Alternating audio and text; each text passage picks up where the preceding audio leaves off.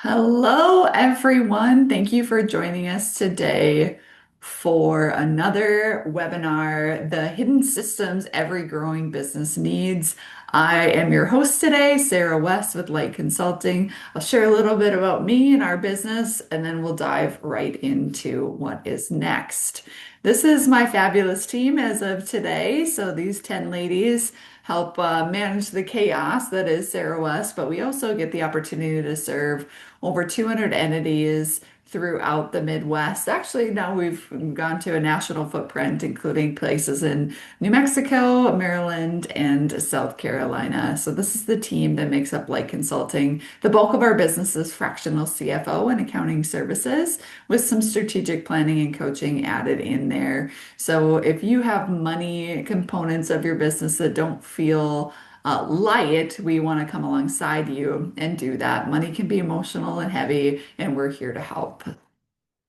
Some of the examples that I give today are specific to that client and their needs in that situation. So they're not always transferable to your exact situation, but if something triggered like, I would like to think about that, then by all means reach out and we can look at your specific situation. All right, let's go ahead and jump into today's content. All right, so one of the things that I think is so fascinating about business owners when they come to us is all of them, most of them, I should say, most of them, 99.9% of them, are feeling overwhelmed. So whether that is overwhelmed in their business because they don't know what they need to get done there, or overwhelmed in that they're passionate about their business and that's all running smoothly, but their home life, maybe we're not spending as much time, intentional time with that as possible. So the reason that light even exists is to help kind of understand what does that look like and change the mindset a little bit with the overwhelm that you're feeling. So we might not always make progress in the tactical things, but we're going to make progress in the way you experience being a business owner or interacting with your business. And we will get to the tactical things too. That's actually what we're going to talk about today is what are the tactical things that we can do to change that experience of being a business owner or a leader. And these are things that we have proven over and over again that we do in our own business to say, okay, so if I emotionally am here, because a reaction is an emotional response, whether we want to admit it or not. It's an emotional response, and being proactive pulls our energy down to an appropriate level so that we can make the moves necessary to make really smart business decisions. So the things that we are going to talk about is decisions are often made out of our gut and gut feel. The books sometimes are weeks or months behind that we're going off of data. So we're using old data to kind of make good decisions and you have no idea what the next month's cash flow looks like, or you kind of have a feeling, but not really a solid understanding of that. And if you've ever been surprised by tax bills or cash crunches, or we have a lot of clients in construction and real estate jobs that have lost money, we want you to not be surprised. As much as we can't control how life works, we can heavily influence, and we can also give ourselves the data to kind of level set that a little bit so we're not riding the waves of the peaks and valleys, and we're kind of just this steady stream throughout. So really, what is the difference between reactive and proactive? And we use that language a lot. So if you do follow us, you probably have heard this before. Reactive is responding to something that has happened that was unforeseen.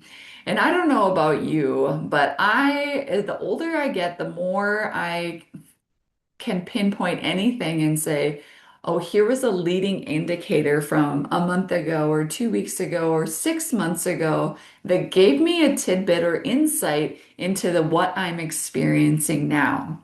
I know if you've been a leader for any amount of time, you for sure have experienced that on the personnel side. So whether that was in the hiring process, there was one thing that they said that I didn't put that much weight to that gave us an insight into why their first 90 days didn't go well. or into a long-term employee who their work has shifted, their work performance has shifted, and we can connect the dots in reverse, not always in the moment, but what we want you to get to is how do we create more dots so we connect them faster? So that's really the intent behind reactive versus proactive so that you're not forced to make these decisions in crisis. You kind of are seeing the tea leaves or reading the tea leaves ahead of the big event that maybe is stressing you out in the future. So, how far behind are your books right now? So, this is a gut check for you to ask yourself if you have your current month closed. So, right now we are on the 16th of July. So, that would imply that June is closed and reviewed. I would say if your accountant can't get that done in the first 10 to 15 days of the month, then we need to maybe think about what is holding them back from that. Do we have antiquated systems?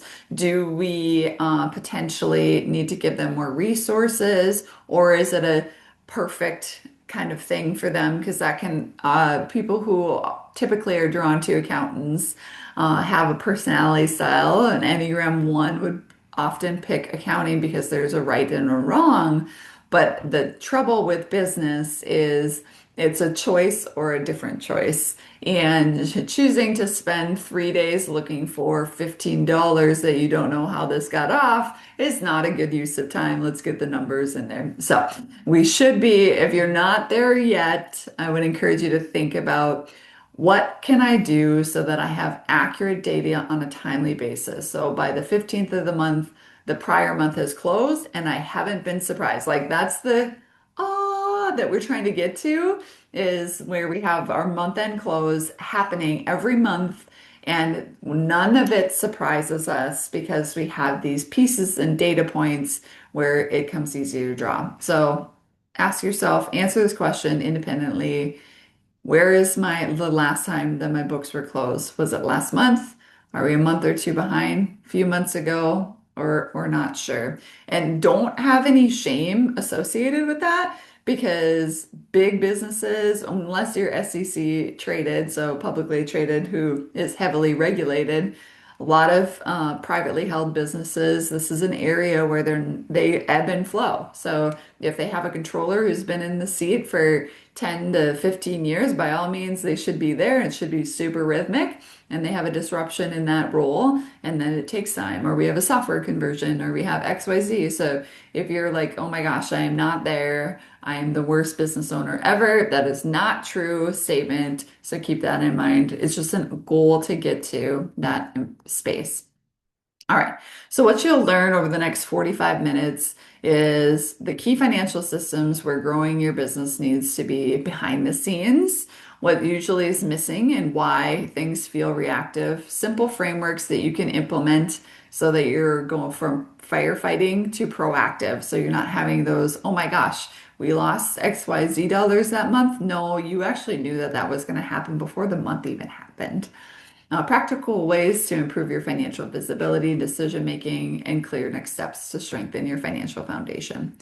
So, the five core financial systems that we're going to talk about are these five things: accurate current books, a chart of account that's actually useful for decisions. Yesterday, one of my clients reminded me when we first had our first discussion 6 weeks ago when he came on board, I talked about the three different ways to have your books. And this is what's fascinating about accounting because to a non-accountant or even some accountants, it's very black and white. There are rules that associate where things should go in your chart of accounts. Well, the issue with the complex world that we live in is tax accounting is one way. Not there's most of the time it's the exact same way as GAAP, generally accepted accounting principles, but there are some differentiators. And then there's what we call management accounting, which means how do we build a chart of accounts, a P&L, balance sheet, cash flow statement that actually is useful to the business owner. And depending on your business, most businesses can use just the traditional method and they can record GAAP or tax, and it's not that different. But we have some businesses that are highly unique, if you will, and that neither one of those ways of keeping their balance sheet and P&L, their financials, is actually helpful for that organization. This particular one that I'm thinking about is a lease option organization. So if you, in this part of the country, we mostly call them contract for deeds.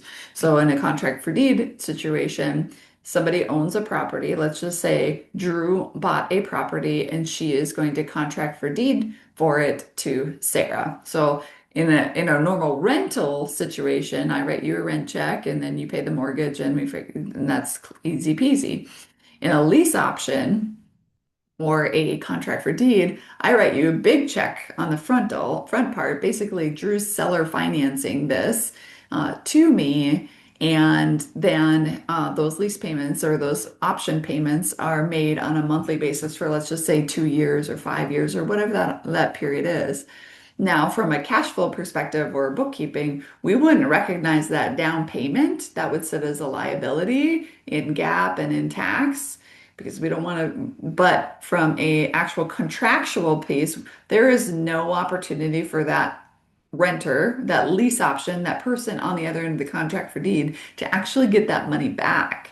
So from a business perspective, if we don't count that as cash in that you get to keep, then it looks like you aren't making very much money, but you actually are. Then your cash balance is huge, and this not fictitious, but this kind of artificial liability sits on your balance sheet. So that's an example of a chart of accounts that's built for your decisions, not necessarily always GAAP and tax specific. And when I say that 95% of your stuff should fall in GAAP and tax, and then there's potentially this 5% that's shifted slightly for your unique business.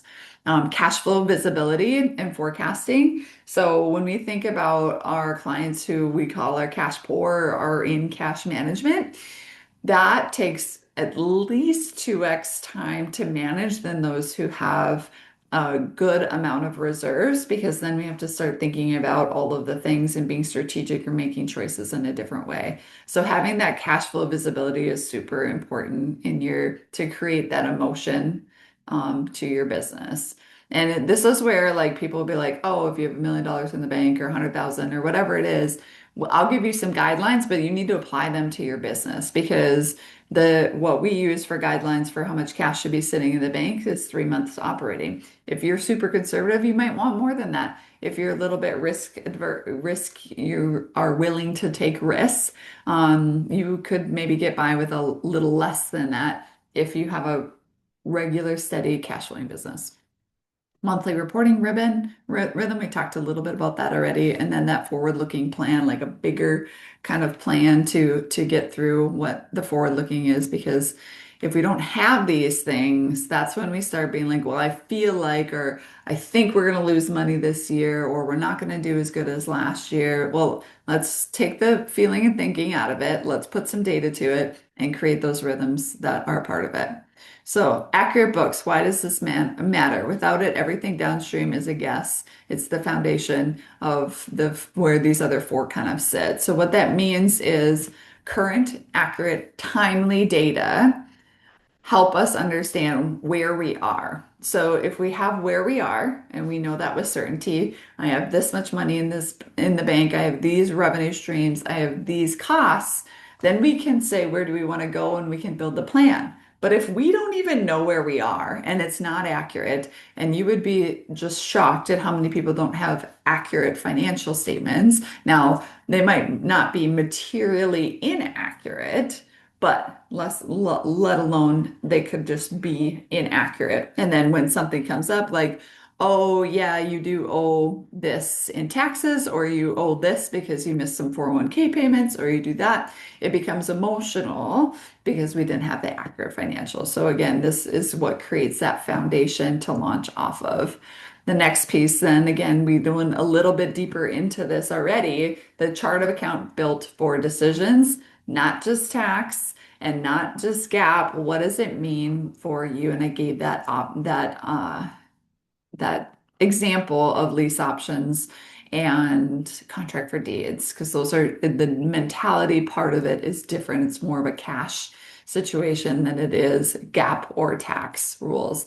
And if you do make any modifications that are against tax or GAAP, because if you have borrowed money, your loan documents often say that you will keep your books according to generally accepted accounting principles, GAAP. So there would be just those disclaimers of, hey, we recognize revenue this way. That's not actually GAAP. And you can either do an adjusting entry for that when you give it to the bank, or you can just disclose it. And then if they want to have more questions, you can do it that way as well.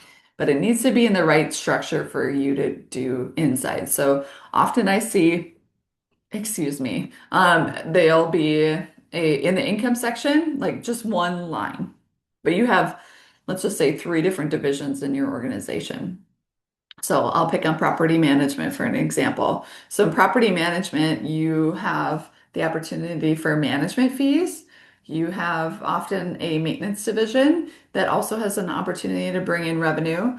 And then you have other ancillary fees. So whether that's late fees or leasing fees, other things that are charged to the property that are a piece of that. Now, if you only have one income line item, you can't see, okay, what is my property management fee income and what does that include? What is my management or my maintenance fee income and what does that include? And then what are those other things? And then your cost of goods sold section, we should be able to break that out to see what is this? Am I actually making money in those three areas? Or specifically those two, because the ancillary should be a low dollar amount, we would think. But am I making money in those two categories? So you can do it either in that way, or if you're using QuickBooks Online, you can also do it in the classes feature. So that would be another option. So like one of our general contractors, they have general contracting, they have snow and lawn as a division, and then they have concrete as a division. So we can run the P&L this way, or the chart of accounts is designed with income, and then we can run it by class and we can see the differentiators between the income categories to see who's actually driving revenue, cost of goods sold, and then understanding your gross profit. That's the reason that if these aren't working for you and you can't look at your financials and say things like, this division has this much gross profit, then you probably need to work through your chart of accounts and we can help you do that by all means. The next one is cash flow visibility and forecasting. So, depending on the type of your business, our business is very cyclical. We have basically the same revenue every month unless we're bringing on clients or we lose clients, which doesn't happen that often. We have about a 90% retention rate. But if we are bringing on new clients, then we have this revenue kind of growth thing.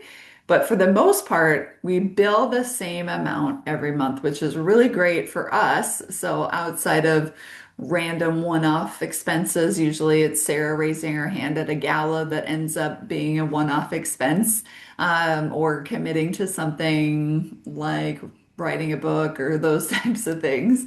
But otherwise, it's very cyclical for us. Now, I know in most businesses that's not true. Again, a lot of our clients are in general contracting or in construction and a subcontractor, and their revenue is not cyclical. It is it's cyclical in the year, but it's not straightforward every month. So if you didn't get that billing out in June and because you just got too busy doing the work, then we don't have any revenue in June. So then our income goes boop, right down. So really thinking about what are those drivers in that cash flow. And if we have this 13-week roll ahead if you are in, like I said, those more seasonal or there's a piece of your business that's non-reoccurring. So in a professional setting, one of the non-reoccurring businesses that we have that needs to project cash flow would be Dale Carnegie. So in Dale Carnegie training, what you experience is you sell a program, they pay for it, and you perform a program, right? And we have lots of partners who do the same-ish type thing every year. So let's just use Marvin Windows, for example. They send X team members through Dale Carnegie every year. We invoice them in December, they pay in January. That part is cyclical. But we would say that only 30% of that business is that cyclical. The rest of it is sell, collect, perform, start over, and then we got to resell that. So in that business or in the contracting business, general construction or any type of construction, you're going to have this piece of perform work, collect money, and if you don't have that figured out, it creates some very large cash constraints for you and your business. And we all know that the biggest fear that keeps us up at night is, can we make payroll this week? And what are the things, the activities that we can do so that we don't have to have that experience at 2 a.m. thinking, how am I going to make payroll this week? But if we see it, say like, okay, 4 weeks from now, we have a 13-week cash flow. 4 weeks from now, it's my cash flow projections is projecting negative. What can I collect in AR? Can I get a line of credit? What are those different things that I can do so that I can sleep at night knowing that in 4 weeks from now, that number is now flipped to positive because I either put my foot on the gas when it came to collecting invoices from clients, or I went and got a line of credit. So then I have that safety net because in week 8, I was actually going to be cash plush. So that visibility is super powerful for anything that's not routine if you don't have a routine, rhythmic, monthly revenue stream. When it comes to actually the reporting of your books, this is also super important. So by all means, you should have a packet that comes from whoever is preparing your financials. And if you're the one preparing them, these are the things that I want you to look for. So on your balance sheet, you should always look at your balance sheet as comparative to last year. And if you're really detailed, you could compare it to last month.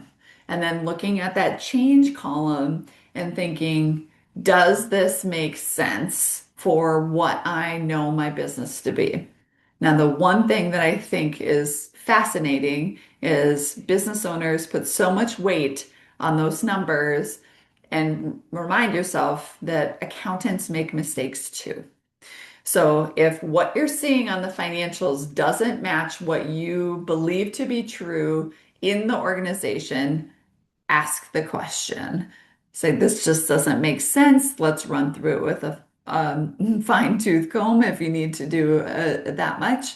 But let's just run through it because it doesn't make sense. And this is how you find the doesn't make sense piece. So let's just go in a balance sheet. We have cash at the top. So if our cash has decreased by $500,000 in the last year, and you didn't spend money on something, or you aren't losing money on your P&L, like what's going on there? Because that would be odd.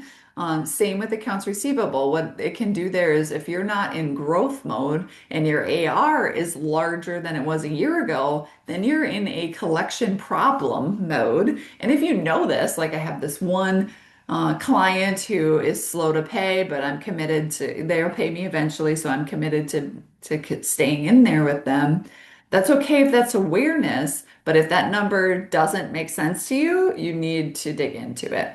Then we have inventory, and then we have our fixed assets. So if you bought a vehicle in the last year or any piece of machine, all of that should be sitting in the fixed assets section. Then on the liabilities too, with your payables, is my payable number going up or down? And if you don't expect that, then what's going on there? Same with your long-term liabilities, loans, anything like that. If there's a massive change there that you weren't expecting, ask the question. It might be wrong. It might be wrong. They might have put something in the wrong category, and it can and it can happen because the people who are preparing the data for you, they are in that transaction. So they are like, this needs to be coded there, so that's where I'm coding it. Not always looking 30,000 feet down. Like if you're, let's just say, at a stadium and you're a coach on the sideline, you have that perspective. But if you're in the owner's box sitting in the suite, you can see the whole field. The coach on the sideline doesn't, one, see anything behind them, two, doesn't see out of the corner of their eye that this is going on. So give grace that these things are going to happen. It's why you analyze your financials. And then on the P&L side, and one thing that I say continuously is all your secrets will live in your balance sheet. So make sure that you are looking at that. A lot of people get confused by the balance sheet, so they just don't look at it. But if you have past pain that you're going to experience in the future, or vice versa, future pain that you haven't experienced yet, it's going to be sitting in your balance sheet.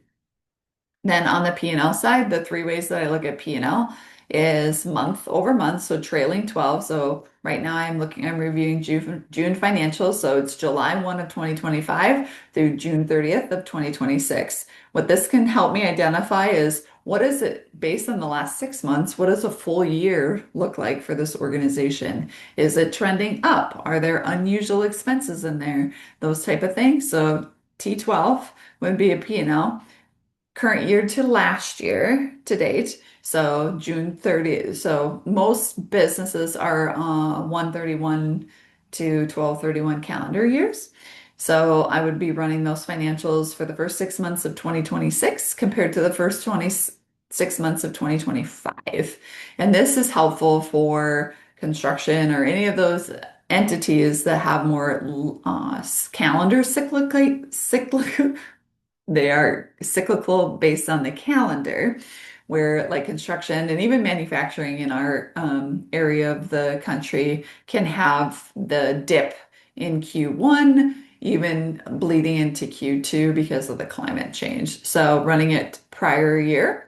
And then the other thing that I like to look at is if you have a budget, comparing to budget, did what happened represent what we think was going to happen? If there's a disconnect there, why is there a disconnect? Oh, Sarah went to the Gigi's gala and spent too much money. That could be something that actually happens in our organization. So just keeping that. But if you move this cadence, what ends up happening is if we don't have this meeting on our calendar or this deadline, then months go by and we haven't reviewed our financials, and now we're trying to remember what happened 6 months ago, and that's just no good for anyone.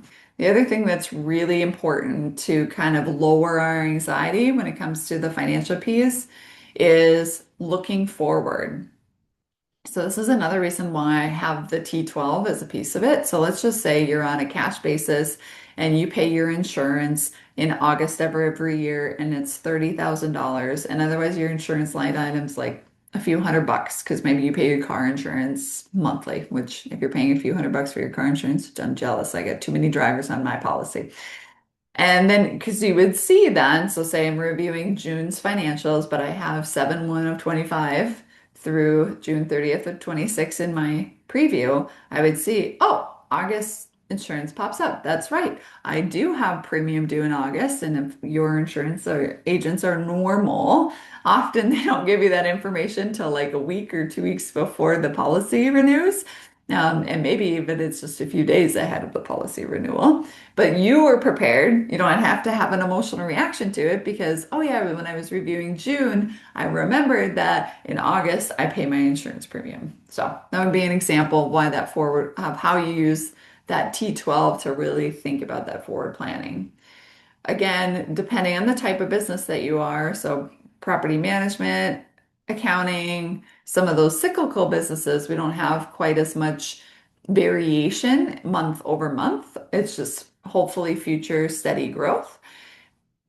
But for those in construction, or like I gave the example of Dale Carnegie, where we have a continuous sales cycle, this is super helpful because then we can say, okay, what is in the pipe in construction? What are the conversations that we're having now that will turn into contracts? And when will that work be performed? That's the process we would go through in construction. In Dale Carnegie, the process we go through is what is in the pipe, the sales pipe, what is likely to close, and when is it likely to be performed. And then from a cash perspective, if you have a problem collecting your AR, you'd want to do that math too, because sometimes you perform the work and then you don't get paid for it right away. So that would be another thing to keep of.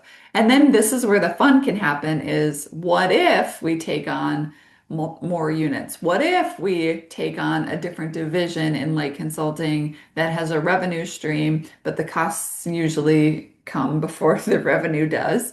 And what does that look like for that? That's really fascinating and fun, and it takes the emotion out of it.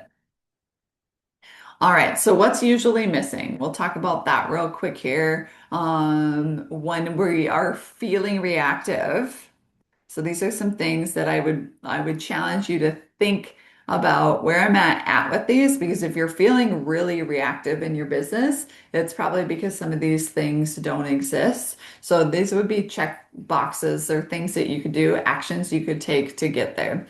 So books are weeks or months behind. If they're not caught up, that's an action item you can commit to and say, I'm getting my financials up to date.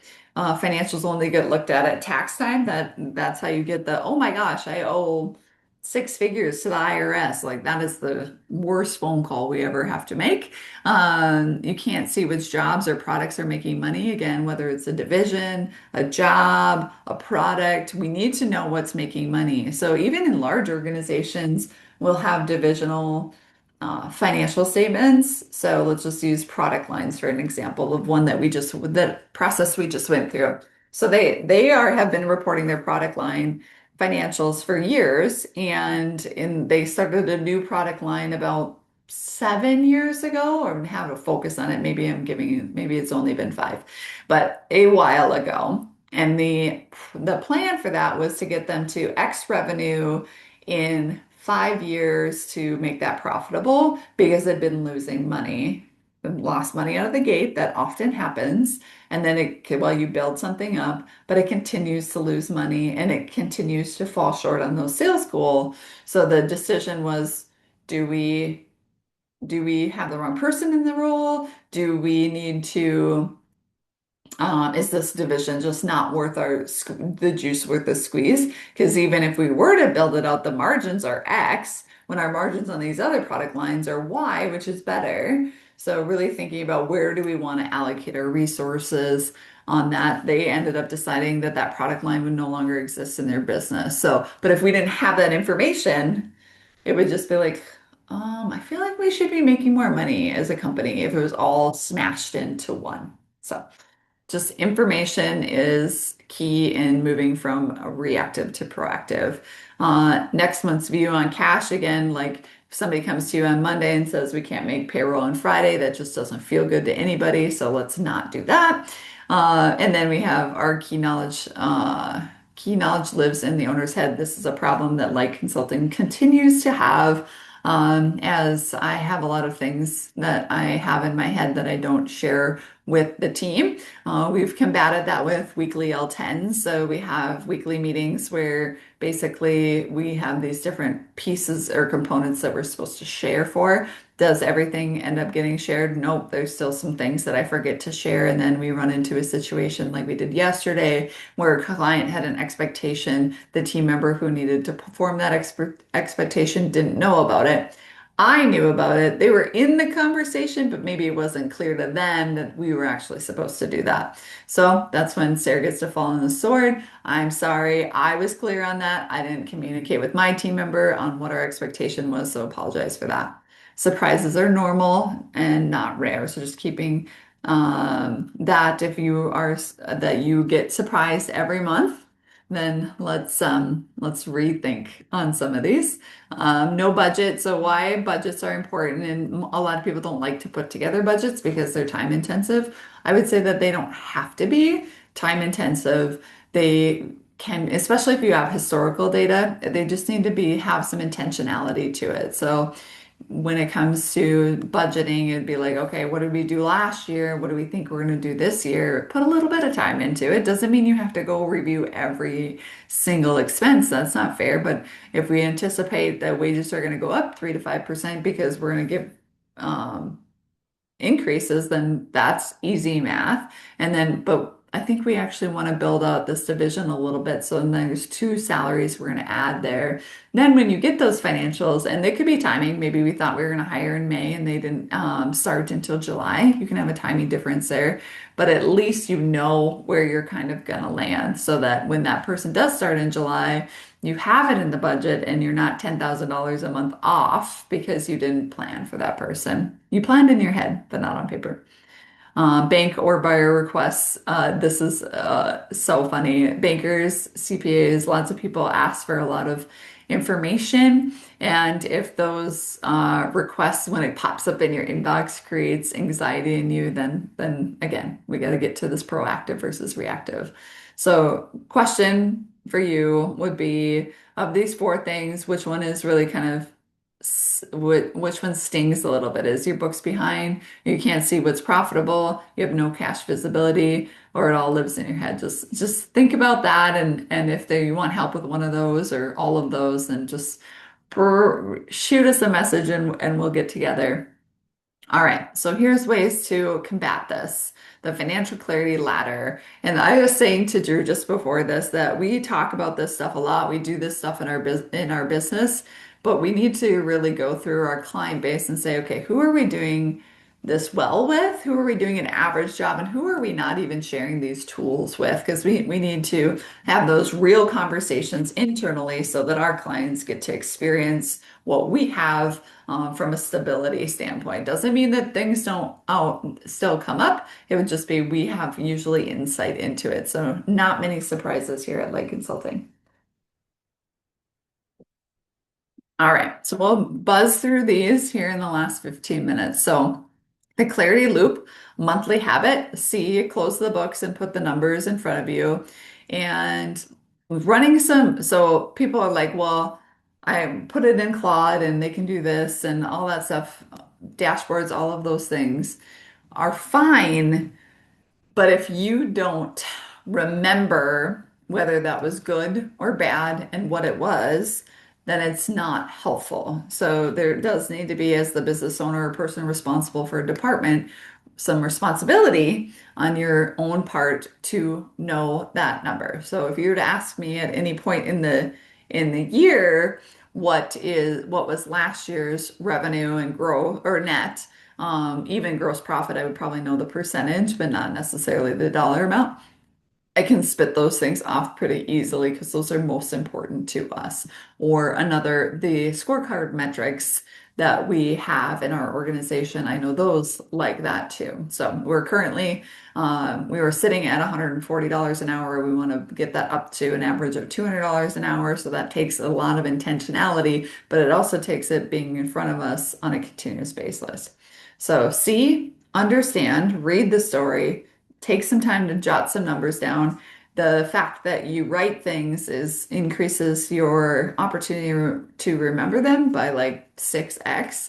So if you have your financial statements in front of you, I would encourage you to print them, even if you're a paperless company, and write on them. What is this? Can we do better? Has this been in the past? Highlight things. Do just make it a working document. Even if you just throw it away at the end of the day, you will remember that information better if you understand it and deep dive into it.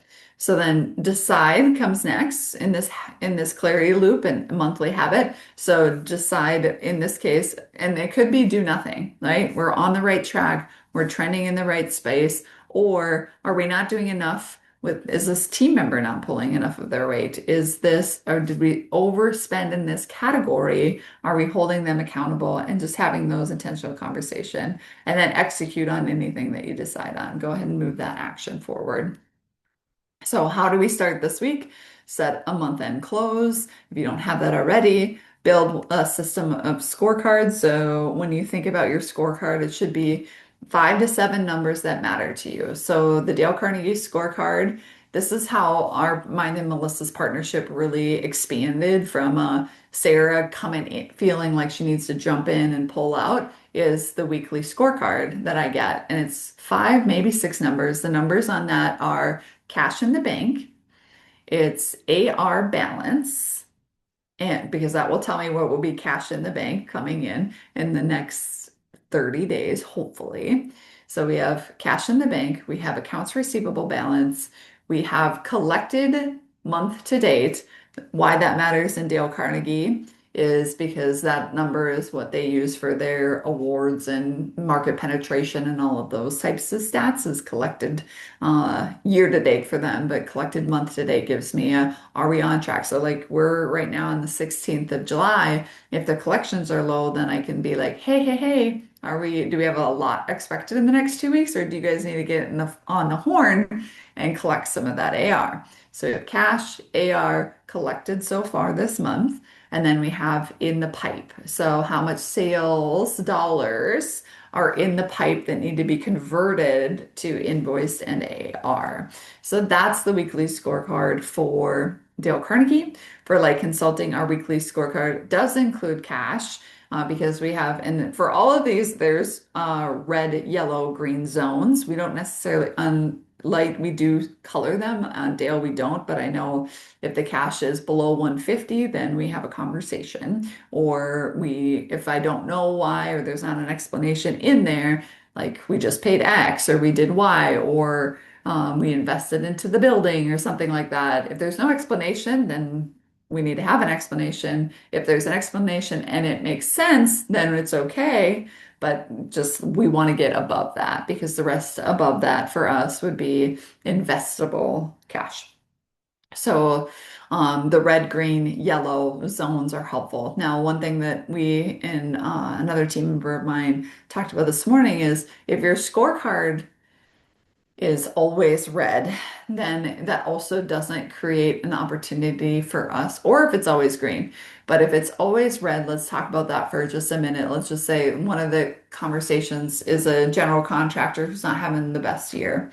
So in general contracting, cash is still a number that we need to watch. AR and AP is a number that we watch in general contracting. And backlog basically is our leading indicator of what the revenue is going to be in the future. And if that backlog is red, in this case, it would be red because we want to perform X for the year. And in construction, there's a long lead time on those projects. So it would be red right now.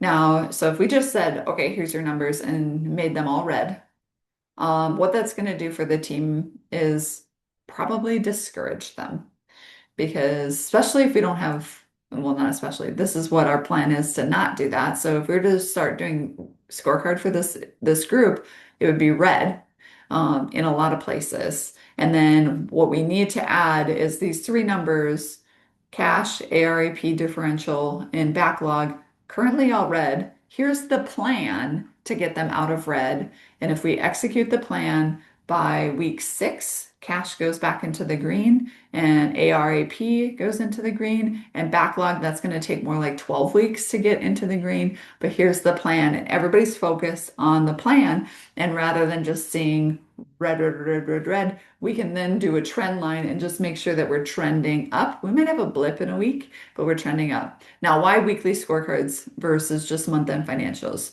If you only lean on your month-end financials, you have 12 data points. If you do weekly scorecards, you have 52 data points. So if you are only getting information every 12 months, you do not have enough opportunity to pivot.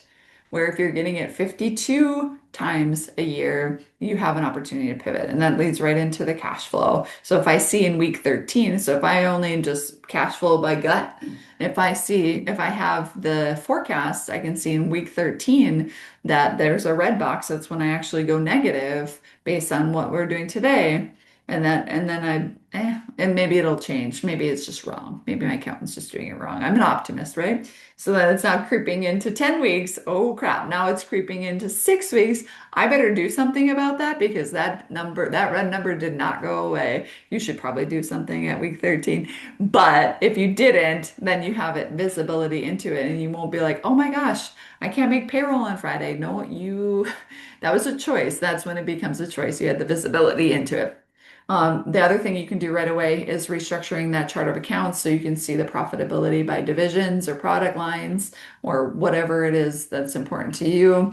Schedule it a monthly review. So one thing that I know about human beings is that no matter how big our plate is, we always fill it.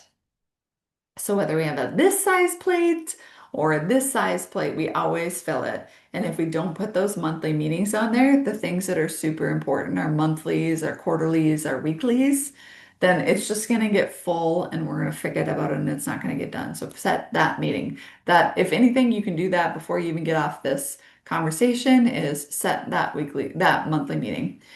Separate roles, who's doing what, who records, reviews, decides. I think that's important too. So even in that monthly meeting, who's sending the information, who's preparing the information, what is everybody's roles in that? And then moving tax planning to the fall. So rather than being surprised on April 15th or April 14th when your CPA says the check you need to write tomorrow is ABC, have that conversation in the fall. This is where we are looking like we're going to end up for the year. So what does that look like? Have I paid in enough? Sometimes we advise our clients if they're a little bit like, I don't like writing big checks to the IRS, but I also, so there's a tolerance of like, are we writing four medium-sized checks? Or are we writing one big chance of checks?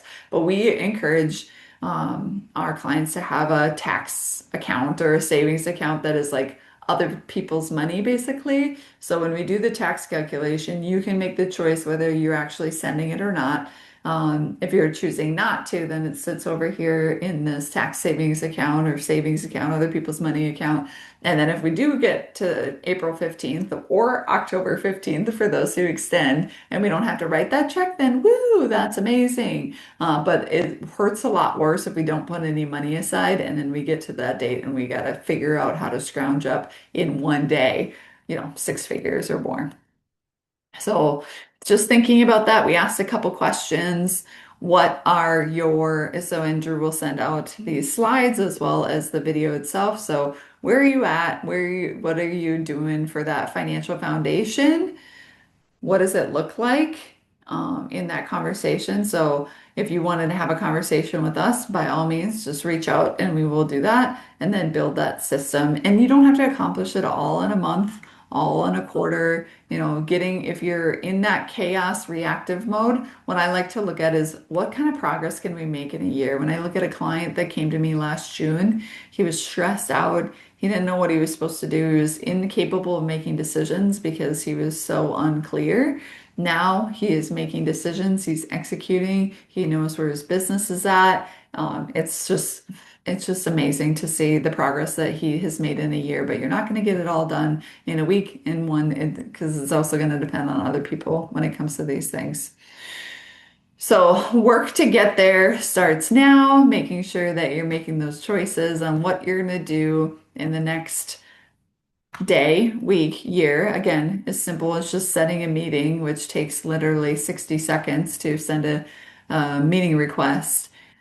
Let's get this done. Let's keep moving. We have Lori on the call today. We are going to stop recording and take some questions. If any of this is, or if, I hope this was